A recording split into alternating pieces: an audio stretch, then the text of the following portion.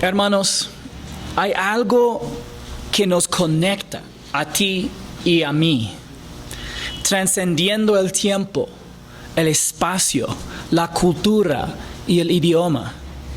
A pesar de las diferentes etnias, personalidades y aficiones, compartimos algo más significativo a la luz de la eternidad. Una fe compartida en Jesucristo y un conocimiento experiencial de la gracia de Dios. No crecí en la iglesia, solo asistí a una clase de escuela dominical durante 2 años, desde que tuve 10 años hasta los 12. Por lo tanto, no tenía ni idea de que pudiera compartir tanta afinidad con otras personas. Me sentía solo en el mundo. Anhelaba una comunidad, pero no sabía que existía una comunidad para mí. De joven, a mediados de mis 20, no quería ni siquiera adentrarme en las aguas de una iglesia local. Pero cuando lo hice, descubrí que compartía una forma de pensar, una identidad trascendente con otros cristianos, con otros creyentes. Formaba parte de una comunidad más grande que me recibía como familia, porque de hecho somos familia. Eso es lo que me impactó en los comentarios introductorios del apóstol Pablo a los colosenses. Aunque hay muchas conclusiones importantes en Colosenses capítulo 1, versículos 1 al 8. Esto me llamó la atención. Lo que realmente nos une no es la idea de ser seguidores de Cristo, ni es una cultura judeo-cristiana, aunque sea muy importante, sino la confianza personal en Jesucristo y el conocimiento de la gracia de Dios en el mensaje del Evangelio. Por supuesto, la consecuencia de tener un conocimiento experiencial de la gracia significa tener una nueva identidad en Cristo, que nos hace parte de un cuerpo, el cuerpo de Cristo, que es una metáfora para la iglesia universal. Sin embargo, antes de conocer tu identidad, aprendes sobre el Salvador y cómo Él proveyó la gracia salvadora de Dios. Cuando confías en Él, entregándote a los brazos de la gracia, Él te da una nueva identidad, una nueva vida y una relación personal con Él que nunca termine. Lo que me conecta contigo es una persona y el mensaje de gracia que nos lo presentó. Lo contrario también es cierto, que no compartimos la misma conexión con aquellos en el cristianismo más amplio que no entienden la gracia de Dios. Así pues, este es el pensamiento sencillo para el estudio de hoy. Como creyentes en Cristo, estamos conectados por una fe igualmente preciosa y un conocimiento experiencial de la gracia de Dios revelada en el Evangelio. Razón por la cual debemos orar con gratitud por nuestros hermanos creyentes. Por favor, abran sus Biblias conmigo en Colosenses capítulo 1, versículo 1. Colosenses 1:1. En resumen, el apóstol Pablo, y esto no está en la hoja, pero en resumen, un resumen del pasaje que vamos a estudiar esta mañana.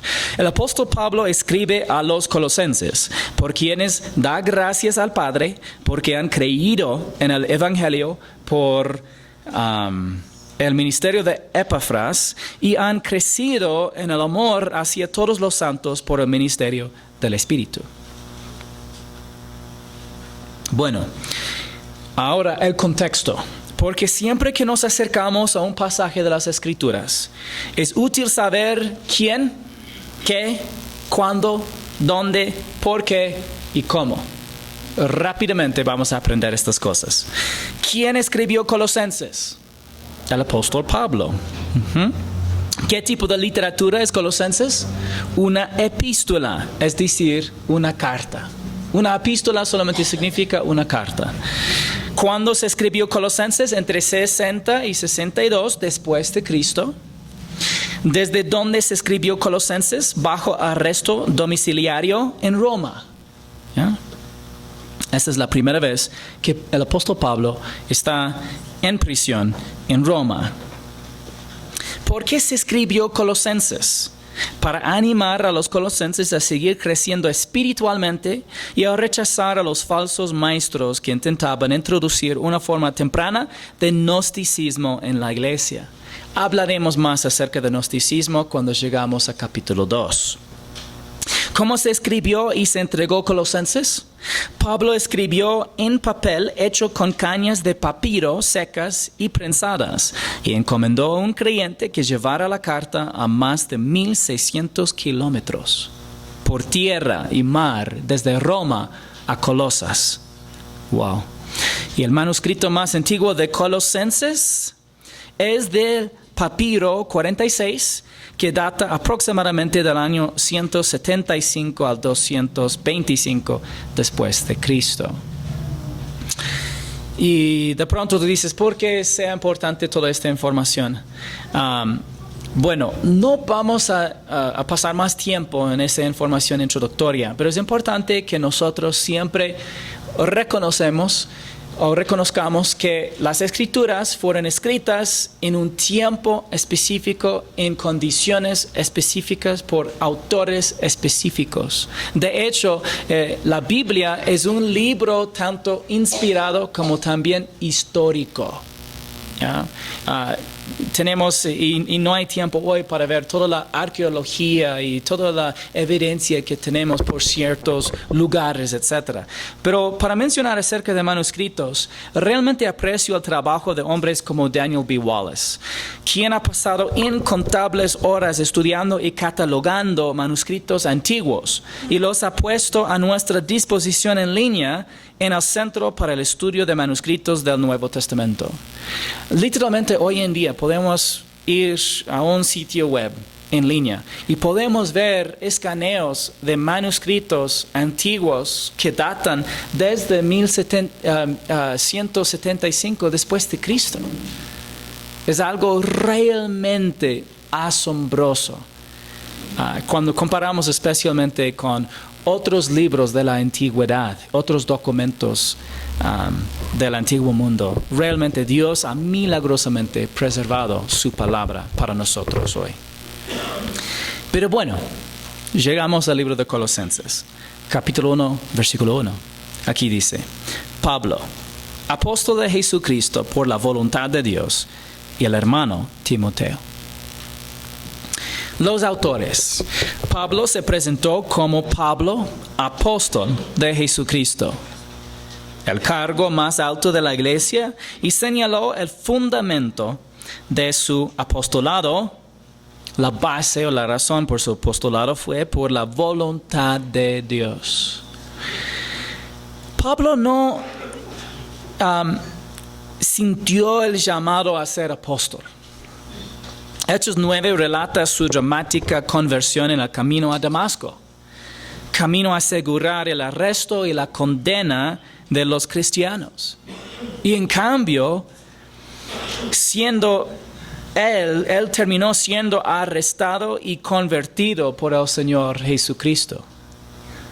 Pablo, el nombre significa pequeño y era el nombre greco-romano de Saulo. Aunque no es un punto muy importante, muchos maestros creen que él cambió su nombre de Saulo a Pablo. Yo no personalmente creo que hay alguna evidencia de esto, sino que todos los judíos tenían tanto un nombre judío como también griego, porque muchas veces fue difícil para los griegos pronunciar los nombres judíos. Entonces se conocían muchas veces por dos nombres. Por lo menos sabemos que fue su nombre greco-romano. Pero Pablo fue el apóstol de los gentiles y el último apóstol comisionado por nuestro Señor.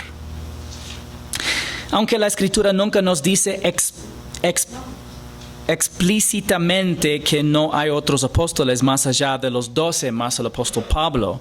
El Nuevo Testamento deja al lector atento con la impresión de que el Señor no comisionó a más apóstoles, y varios textos así lo sugieren, especialmente 1 Corintios 15 del 8 al 9, que pueden leer en casa. Para estos estudios tenemos muchos versículos de apoyo que no vamos a poder ver durante el estudio. Pero todos estos versículos de apoyo que tienen en la hoja van a poder ir y estudiar en casa.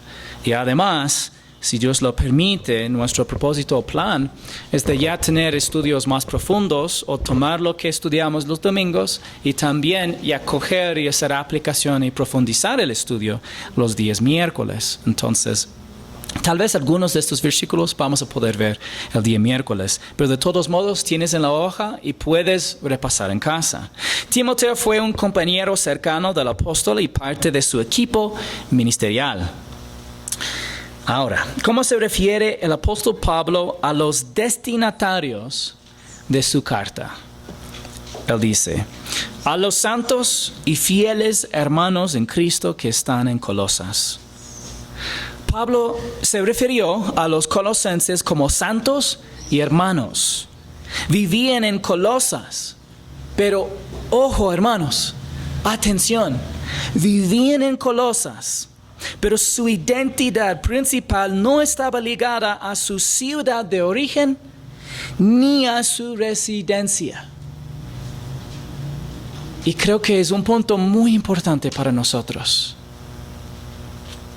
porque es muy fácil de encontrar nuestra identidad principalmente en ser cotacacheños. Yo sé que ni todos aquí son cotacacheños, pero es fácil encontrar nuestra identidad en nuestra ciudad o país de origen o nuestra residencia. Los colosenses fueron santificados posicionalmente, apartados para Dios. Además, los colosenses también fueron fieles.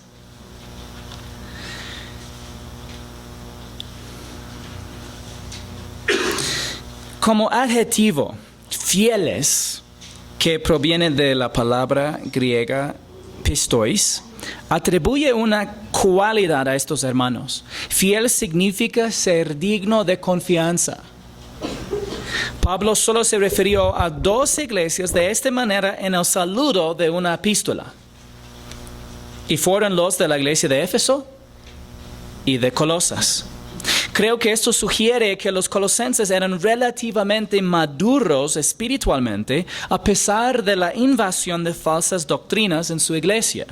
Incluso las iglesias maduras pueden ser atacadas por filosofías sofisticadas que distorsionan la palabra de Dios. Hermanos en Cristo, Pablo los llama hermanos en Cristo. Hermanos y hermanas espirituales en la familia de Dios. En otros contextos, la palabra hermano se refiere a hermanos biológicos, a compatriotas y a parientes comunes. Pero Robert Gromacki dice esto: Pablo consideraba a los creyentes colosenses como hermanos. Aunque nunca los había visto, eran tan queridos para él como Timoteo, a quien veía con frecuencia. El amor y la calidez de la familia de Dios no se limitan a la geografía ni a la raza.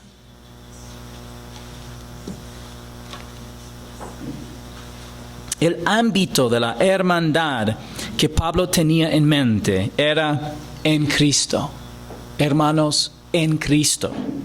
No se dirigía específicamente a hombres judíos, por lo que no se refería a compatriotas. Escribía a personas con quienes compartía una herencia espiritual directa, no mediata. ¿Qué significa estar en Cristo?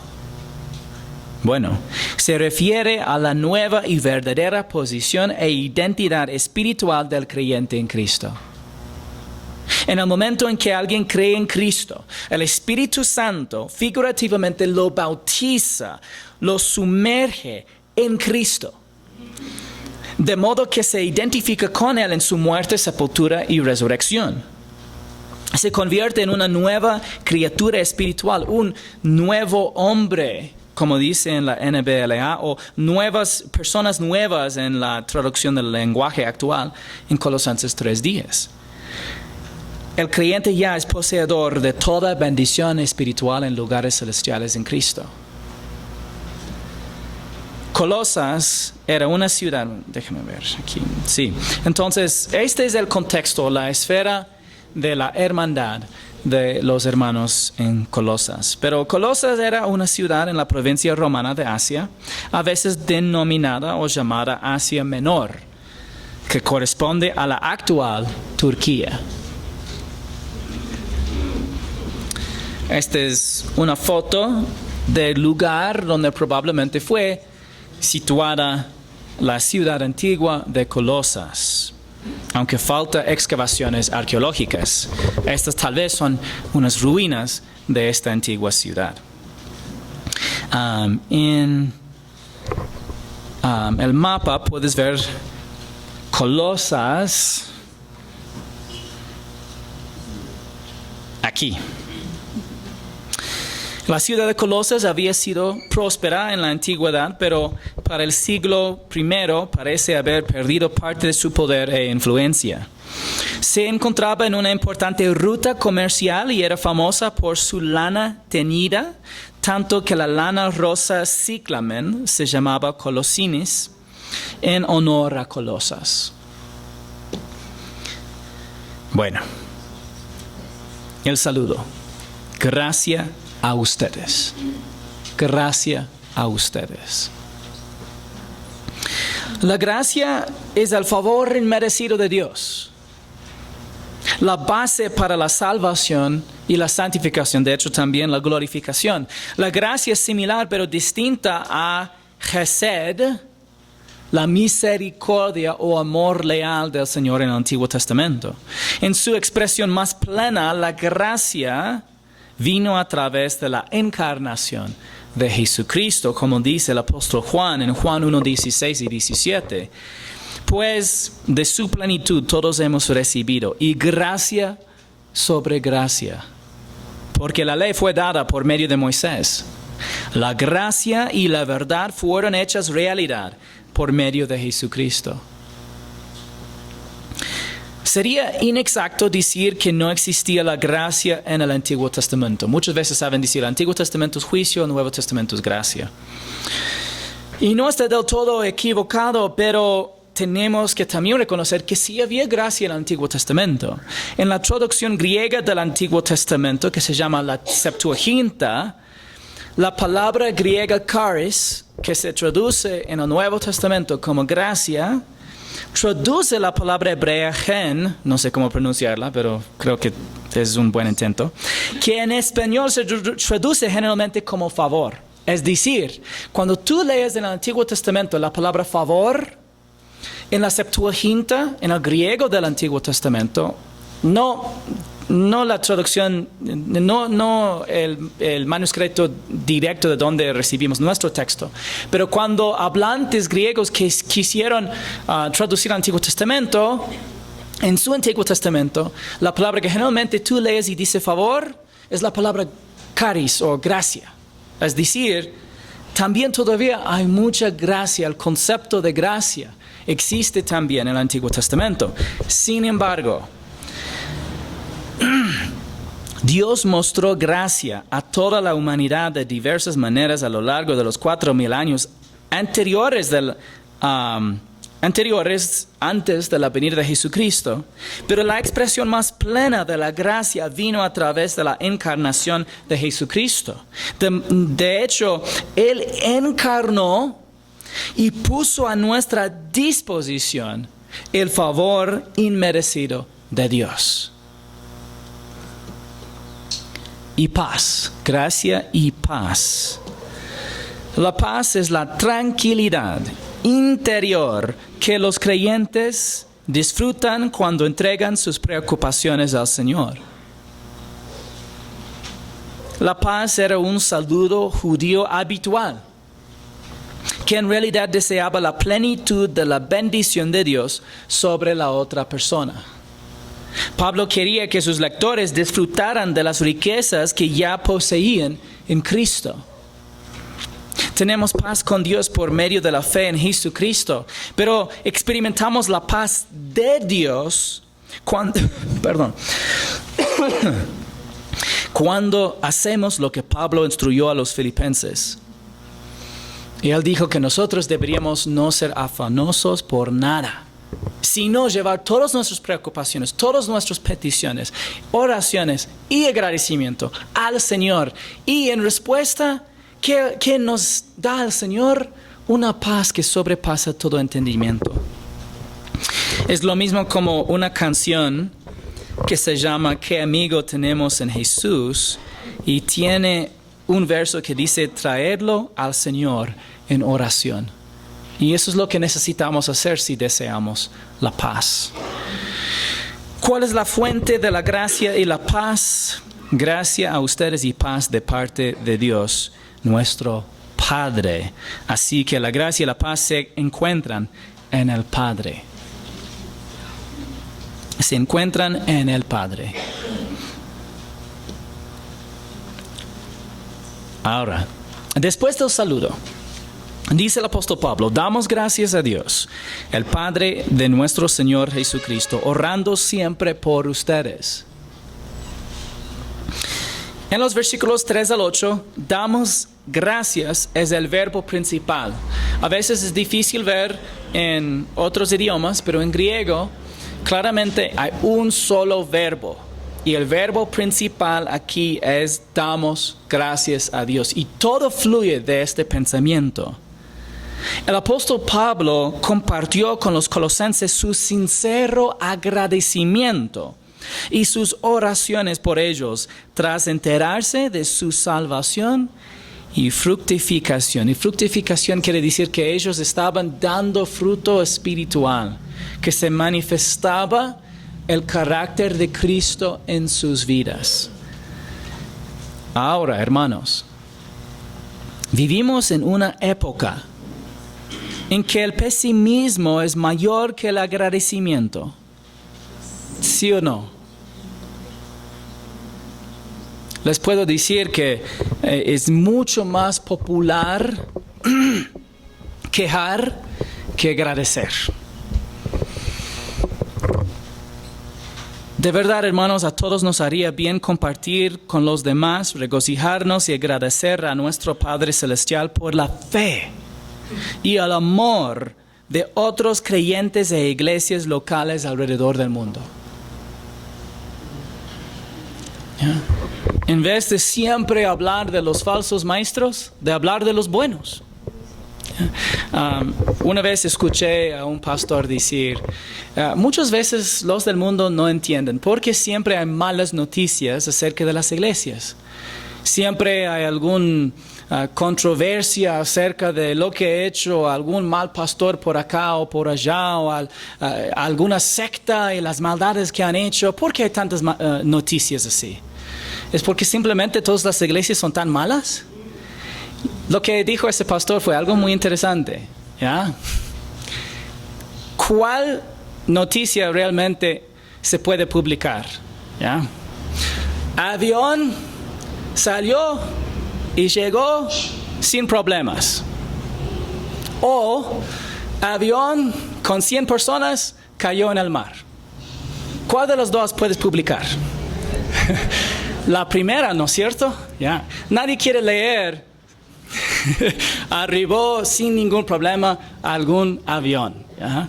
Sin embargo, los aviones, ellos ya desplegan y arriban todos los días sin problemas.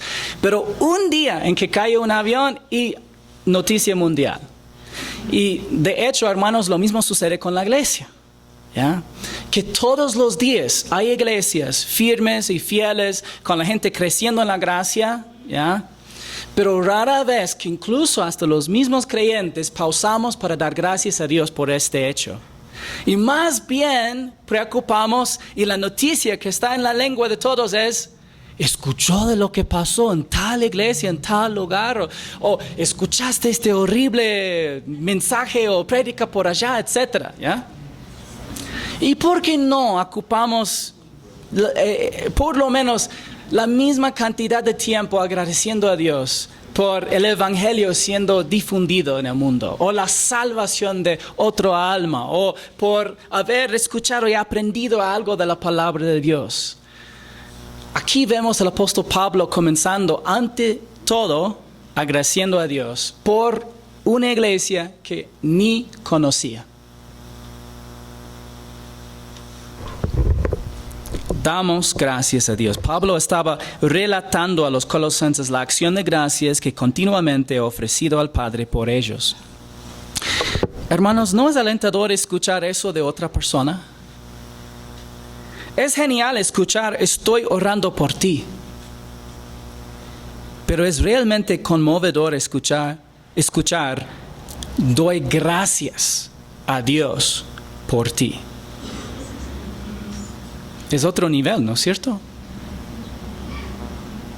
Mientras oro por muchos creyentes en 2 continentes, al leer las palabras de Pablo, pienso que no estoy lo suficientemente agradecido por otros creyentes. ¿Sabes? Necesito crecer en agradecimiento por los creyentes en la iglesia local y universal. Y tal vez tú también necesites crecer en eso. Y si es así, tal vez puedas tomarte un tiempo esta semana, no solo para orar por tus seres queridos, amigos, ministerios y miembros de la iglesia. También puedes decir gracias, Padre, por estos hermanos y hermanas en Cristo, y gracias por la transformación espiritual que estás obrando en ellos a través del poder de tu Espíritu. Para que quede claro, no se puede agradecer al Padre por algo que no es una promesa garantizada ni una realidad. ¿De qué estoy hablando? Porque a veces gente va a otro extremo. Y incluso una vez me había dicho una persona, deberías ya empezar de agradecer a Dios por algo antes de que suceda, para que Dios te lo dé. ¿En serio? Yeah. ¿Cómo sentirían padres si un hijito te diga, papá, por favor, deme tal juguete? Muchas gracias, papá. ¿No sentirías tal vez un poco, cuál es la palabra correcta? Manipulado. Como, no te dije que te voy a dar. Muchas gracias, te lo agradezco. ¿No? Tú dirías, pero incluso ni te voy a dar, pues. ¿Ya? El punto es eso. ¿Ya?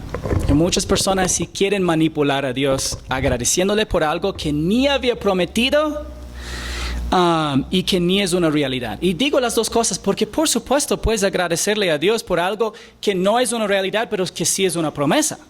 Por ejemplo, ¿cuántos de nosotros estamos en el cielo? Ninguno.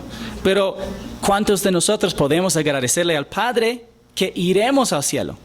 Todos los creyentes en Cristo. Entonces, podemos agradecerle a Dios por una cosa que no es una realidad, pero que sí es una promesa. Pero no podemos agradecerle a Dios por algo que ni es realidad ni promesa. ¿Ya? Hay muchas cosas que Dios no promete, específicamente la santificación. El apóstol Pablo pudo agradecerle a Dios por la salvación, porque ellos fueron salvos, pues. Y por el amor de los colosenses, porque ellos sí amaban a otros creyentes, pues. ¿Cuál es el equilibrio para nosotros? Porque algunos dirían, entonces no tengo nada de qué agradecerle a Dios por otros creyentes.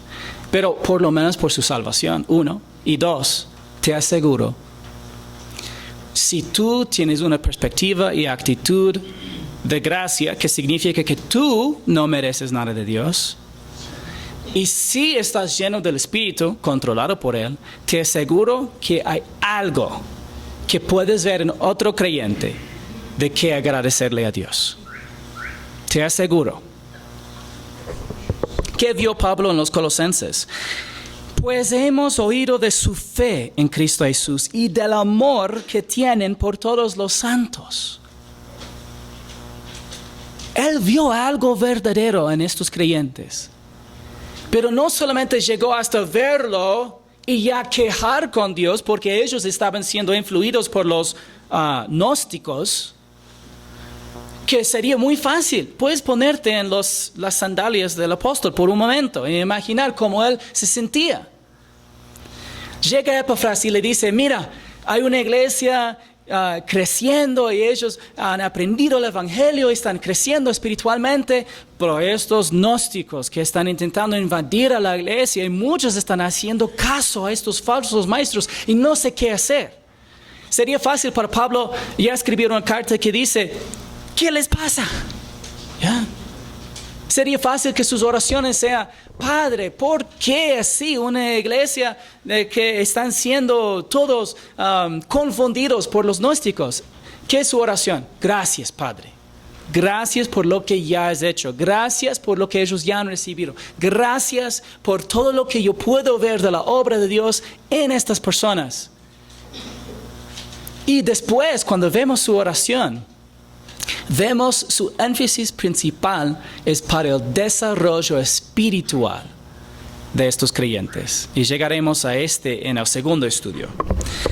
Pero él ve fe y amor. Epafras le había hablado a Pablo sobre la fe de los colosenses en Jesucristo y su amor por todos los santos. Hermanos, es bueno que las iglesias declaren su misión. Internamente hacia sus miembros y externamente hacia el mundo. Pero queremos ser cuidadosos de no enfatizar la imagen y el marketing por encima de vivir los mandatos de los unos a los otros. El amor fraternal, el servicio mutuo, de preocuparnos más bien por el bien espiritual de los demás más que por las preferencias personales. Fe en Cristo Jesús. El apóstol Pablo mantiene lo principal, la fe en Jesucristo. El único objeto salvador de la fe es Jesucristo. Por eso Pedro proclamó con valentía a los gobernantes del Sanedrín en Hechos 4:12, en ningún otro hay salvación, porque no hay otro nombre bajo el cielo dado a los hombres en el cual podamos ser salvos. Jesús es el único objeto de la fe que nos puede salvar.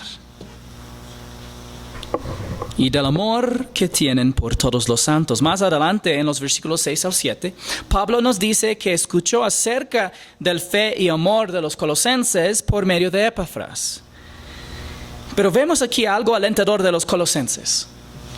Y es la razón que necesitamos ya pausar y leer con ojos abiertos y corazones dispuestos para aprender de Dios, porque vemos algo muy sorprendente y sería fácil de pasar por alto. Los colosenses compartían el mismo sentimiento que el apóstol Pablo hacía a los demás creyentes. Sentían un amor ágape por todos los santos, es decir, la iglesia universal. Y Pablo no nos dice cómo expresaban ese amor, pero al parecer Epafras podía observarlo claramente para compartir eso con el apóstol Pablo. Hermanos, no sé si ustedes ven la transmisión de verdad, incluso hasta la vida espiritual desde Pablo, probablemente a Epafras, de Epafras a los colosenses y de los colosenses a todos los demás. Ese es el plan de Dios para nosotros. A causa de la esperanza reservada para ustedes en los cielos, de esta esperanza ustedes oyeron antes en la palabra de verdad, el Evangelio. Los colosenses amaban a todos los santos debido a su esperanza celestial, la cual oyeron por primera vez en el mensaje del Evangelio. Con esperanza vemos, los colosenses tenían fe, esperanza y amor. Como dice Norman Geisler, la fe se basa en la obra pasada de Cristo.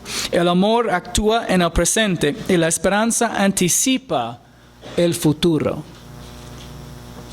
¿Cuál era la esperanza guardada en los cielos para los colosenses? El apóstol Pedro dice: bendito sea el Dios y Padre de nuestro Señor Jesucristo, quien según su gran misericordia nos ha hecho nacer de nuevo a una esperanza viva, mediante la resurrección de Jesucristo de entre los muertos, para obtener una herencia incorruptible, inmaculada y que no se marchita, y que no se marchitará, reservada en los cielos para ustedes. Pablo probablemente tenía en mente la morada del creyente en la casa del Padre,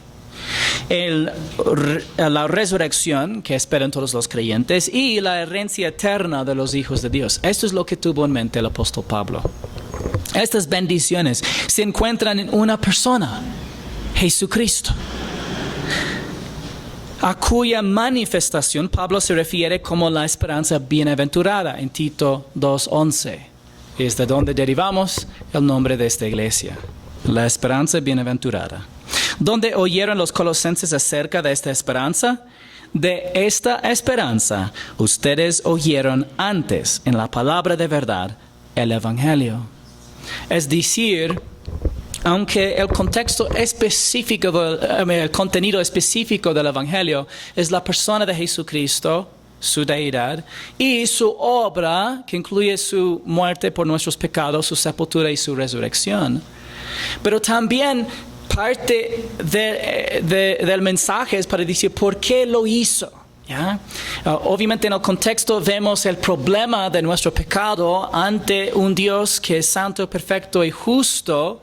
Y el problema es que nosotros merecemos la muerte. Pero también vemos a lo que esperamos después de nuestra respuesta correcta. Sabemos que vamos a recibir la vida eterna garantizada, la seguridad de salvación y una herencia eterna en el cielo. Aquí los colosenses habían escuchado de esta esperanza en la palabra de verdad, el Evangelio. El Evangelio es una palabra o mensaje verdadero. Es totalmente confiable. El apóstol lo dijo de otra manera en su carta a Timoteo, diciendo: palabra fiel y digna de ser aceptada por todos. Cristo Jesús vino al mundo para salvar a los pecadores, entre los cuales yo soy el primero. Pero el Evangelio es fiel y digna de ser aceptada por todos. Eso es importante, hermanos. La palabra de Dios no contempla la idea de múltiples verdades igualmente valiosas, pero contradictorias. Este concepto no existe. Bueno, es tu verdad. Y si te sirve, entonces qué bueno. Y para mí yo tengo otra creencia y me sirve. ¿Ya? El apóstol Pablo está diciendo que el Evangelio es la palabra de verdad o un mensaje verdadero. Porque si no fuera verdadero para el apóstol Pablo, nuestra fe sería vana o vacía, sin punto o propósito. Y él dice esto en 1 Corintios capítulo 15. Es la verdad que la cultura judeo-cristiana tiene méritos que podemos observar.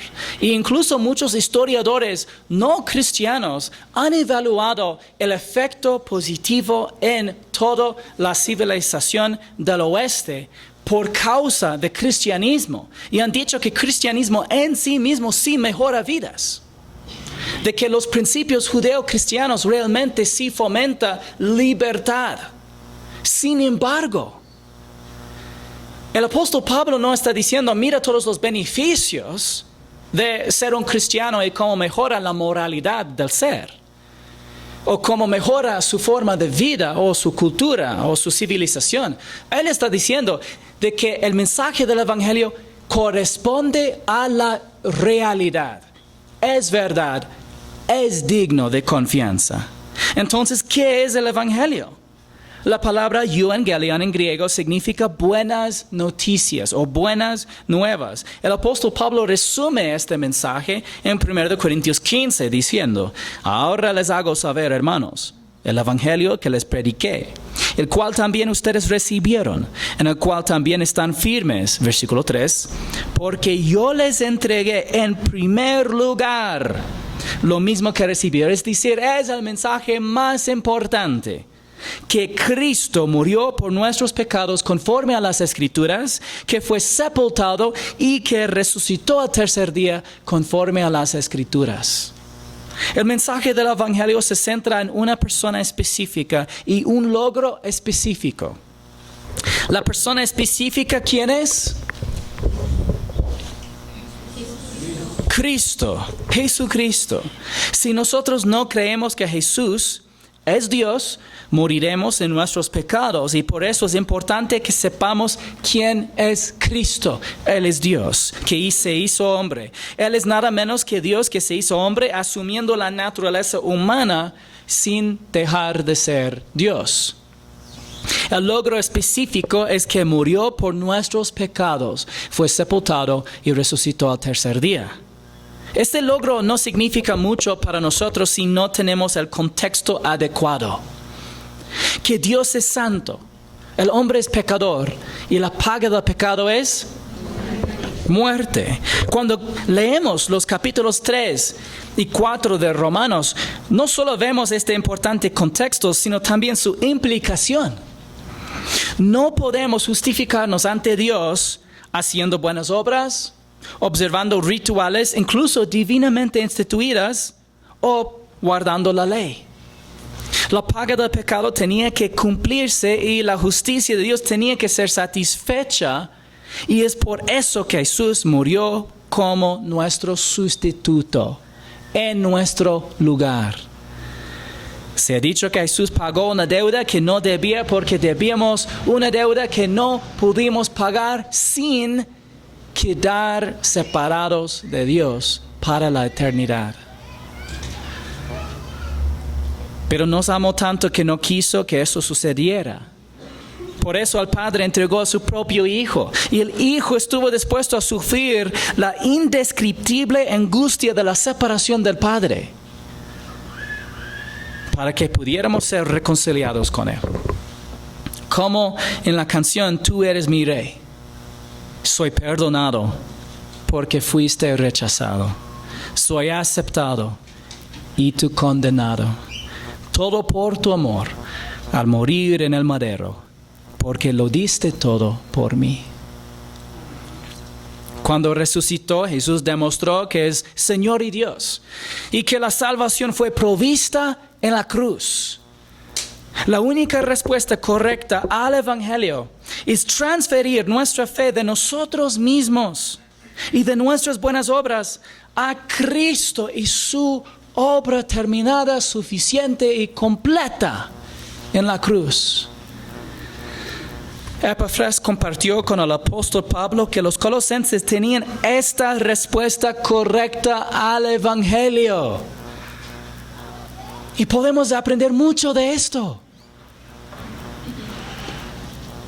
Que ha llegado hasta ustedes, así como en todo el mundo, está dando fruto constantemente y creciendo.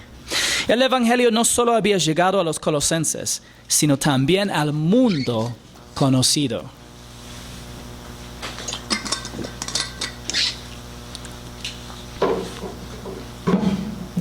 También comenzamos a ver la conexión entre las personas a través del tiempo, espacio, idioma y la cultura. ¿Qué significa que el Evangelio estaba dando fruto? Significa que la gente se estaba salvando. Y este es el primer propósito del Evangelio. Romanos 1:16 dice: porque no me avergüenzo del Evangelio, pues es el poder de Dios para la salvación de todo el que cree, del judío primeramente y también del griego. ¿Y cómo es que el Evangelio, el poder de Dios para salvación? Es el único mensaje que conduce a la fe en Jesús y su obra terminada en la cruz. Romanos 10:17 dice, así que la fe viene del oír y el oír por la palabra de Cristo. Así pues, solo el mensaje que nos dice quién es Cristo y lo que hizo tiene el poder de salvarnos, porque es el único mensaje que puede llevar a hombres, mujeres y niños a la fe en Él. El Evangelio también produce firmeza, funcionando como el fundamento firme sobre el cual el creyente puede mantenerse firme.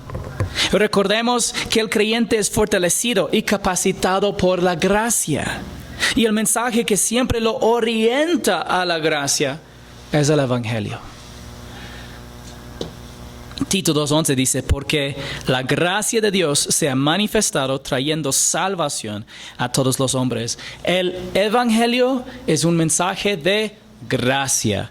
Por esta razón, el Evangelio nos orienta a la gracia. Y tenemos que dependernos de la gracia para ser fortalecidos espiritualmente.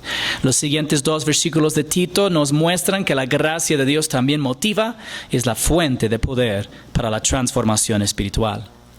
Versículo 6 dice, así lo ha estado haciendo también en ustedes, dando fruto. La gente han estado respondiendo al mensaje del Evangelio por la fe. Desde el día que oyeron y comprendieron la gracia de Dios en verdad. Al escuchar el Evangelio y creer en Jesucristo, los colosenses adquirieron un conocimiento experiencial de la gracia de Dios.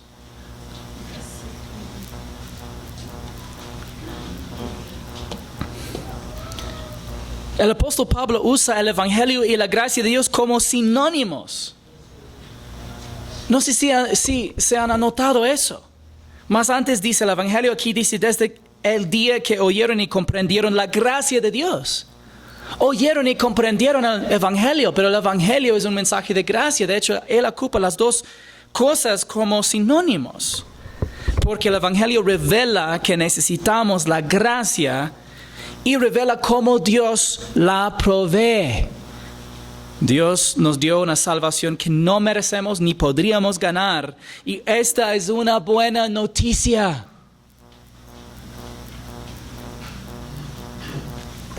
La palabra griega para comprendieron proviene de epigonosko. Y lo describo como conocimiento experiencial. Porque el Evangelio no solo se comprende, sino que también se conoce como realidad absoluta y objetiva. No quiero decir que sea empírico, es decir, que sea solamente basada en tu experiencia, sino que ha sido comprendido y apropiado, que ya es de verdad una experiencia. Creo que la forma en que Pablo usa epigonosko aquí es similar a la forma en que usa simple gnosko en Efesios 3:19. Es decir, aquí epigonosko es un conocimiento completo, es algo un poco más grande que simple conocimiento o gnosko. Y en Efesios 3:19 él habla de una comprensión del amor de Cristo en todas sus dimensiones. Él obviamente no está solamente diciendo, yo quiero que ustedes saben información acerca del amor de Cristo. Él está diciendo, yo quiero que ustedes conozcan en tu vida el amor de Cristo en todas sus dimensiones. Y lo mismo es el concepto aquí de la gracia. Los colosenses oyeron y conocieron la gracia de Dios en verdad. La gracia de Dios no es simplemente una idea cristiana agradable. Es conocible. De hecho, se puede conocer plenamente como hicieron los colosenses. La serie de comentarios exegéticos nos da algunas maneras interesantes de entender esta frase. Dice una de sus explicaciones, ellos verdaderamente experimentaron la gracia de Dios. Otra manera de entender la frase, ellos llegaron a apreciar la gracia de Dios por lo que realmente es. Me encanta eso. Así ustedes lo aprendieron de Epafras, nuestro amado consiervo, quien es fiel servidor de Cristo de parte nuestra, el cual también nos informó acerca del amor de ustedes en el Espíritu. La iglesia en Colosas fue probablemente fundada por Epafras,